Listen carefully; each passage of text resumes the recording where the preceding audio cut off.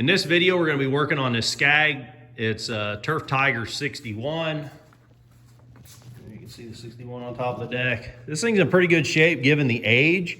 I think this thing was purchased new in 1998 and it's 2025. So this thing is about 27 years old. I noticed last year, well, I probably should have done this last year, but I noticed some oil sort of weeping and making a mess, and oil leak is a kiss of death for these things, because what happens is oil starts leaking, which accumulates dirt, which causes heat to build up, and heat builds up, warps metal, causes more oil to leak, causes more dirt to stick, causes more heat to build up, causes the metal to warp. It's a what do you want to call it, a self-fulfilling prophecy, or it's just a never-ending cycle. Once the oil starts leaking, it just makes it get hot and it makes the oil leak worse.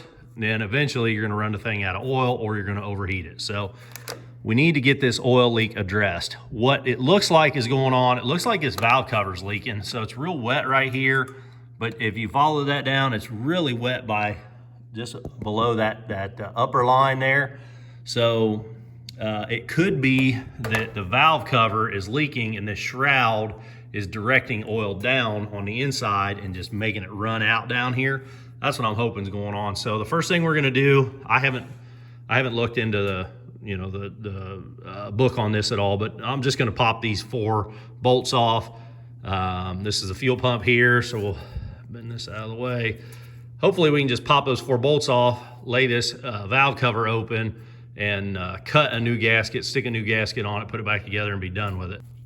Okay, so pulled those 4 bolts out. Valve cover just lifts right off. The thing I noticed was this is a rubber O-ring, and when I was unthreading those bolts down here at this bottom corner where it was leaking, that bolt was loose. So it wasn't like rattling loose, but it was definitely not as tight as it should have been. So that could be my only problem, because this O-ring looks good. I wiped it off with a rag. I don't see any real deformation on it. There's no splits, cracks, or anything. It might just be that bolt has sort of worked itself loose. I'm gonna go ahead and take a razor blade. I wiped around with a rag, but you can see some of that scorched oil on there. So I'm gonna take a razor blade, clean that up real well.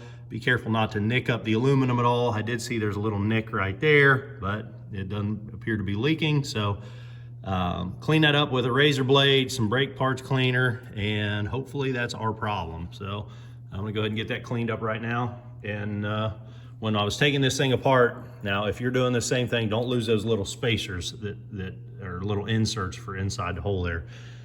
Just keep in mind those do come right out.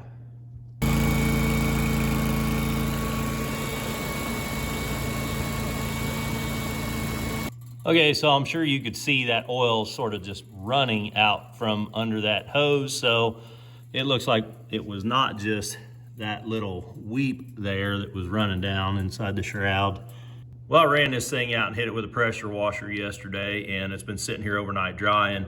I was just having a really hard time trying to decide if it was just the hose leaking at the connection or if it were a cracked housing or something.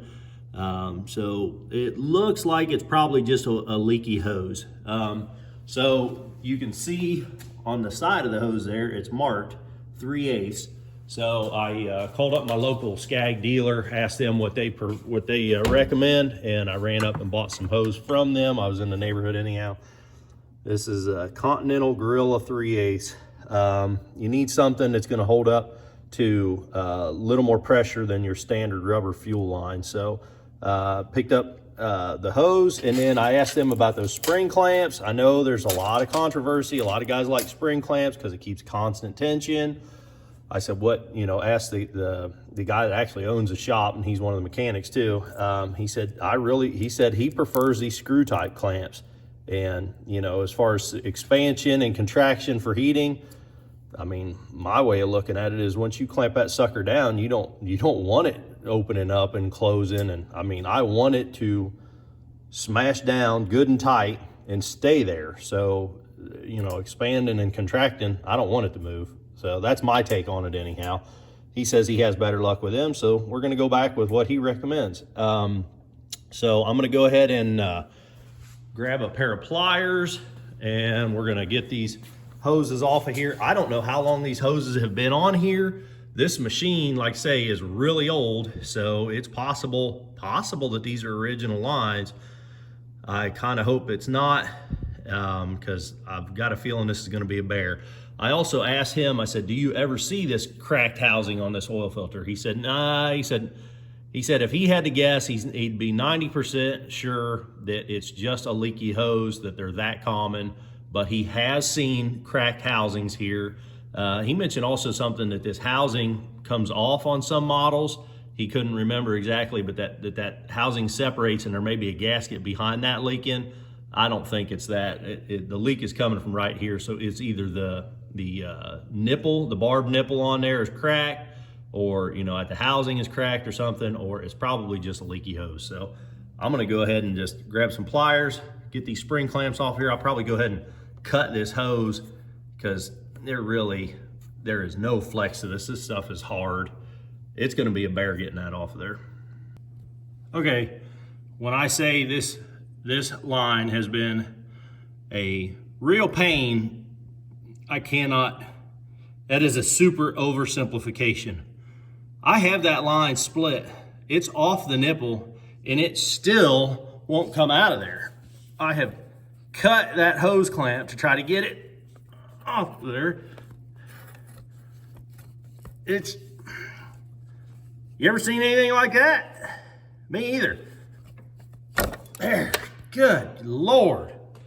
Hope I never have to do this again in my whole life.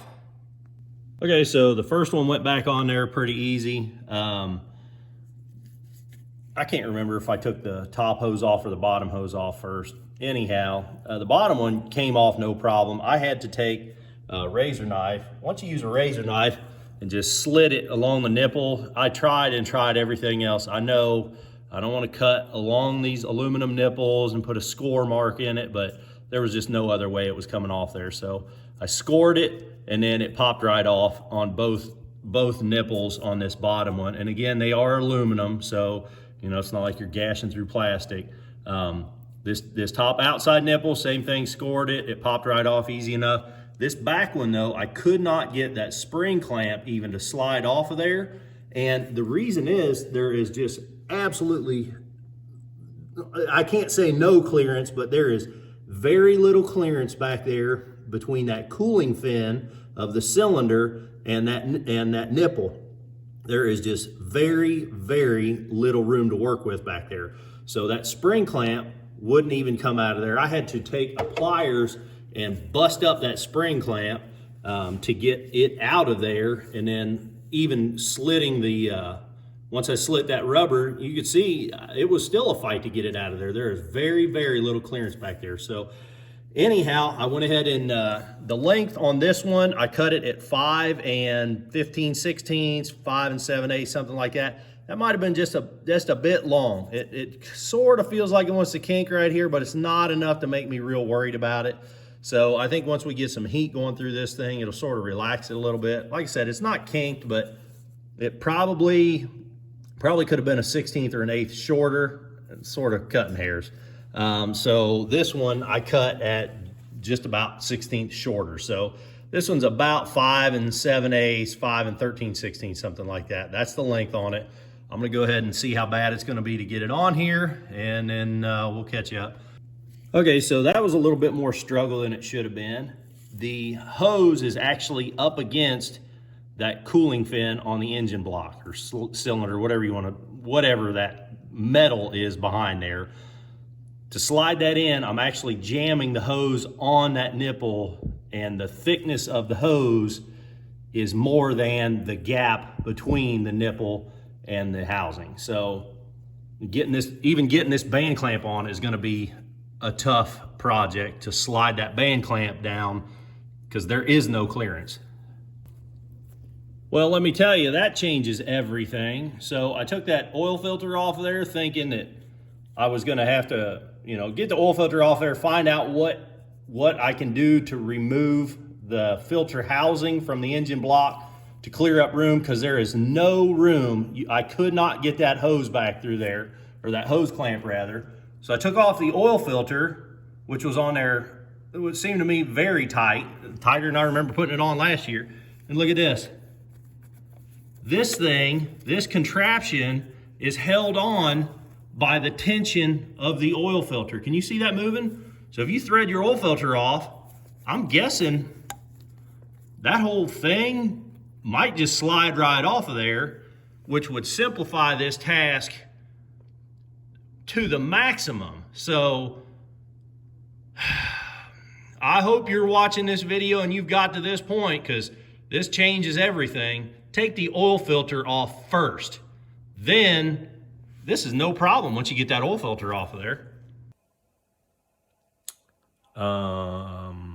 Looking at the computer and I'm editing the footage and realized that I forgot to make a sort of a final clip when I got it all put back together. So it's pretty straightforward after I got that filter off of there. Slid the clamp on, slid the hose on the other side of that oil cooler, tightened up the clamps, went ahead and changed the oil, put a new filter on. And as you can see by the red face, I mowed for a few hours today. We have no more oil leaks, so that took care of it. Take that filter off first thing, guys. That project would have been so much easier if I'd have taken the filter off first. I hope I helped you with this one. If I did, click that thumbs up button. You want to see more videos like this, me working on all kinds of stuff out in the shop, click subscribe. Till next time, keep on tinkering.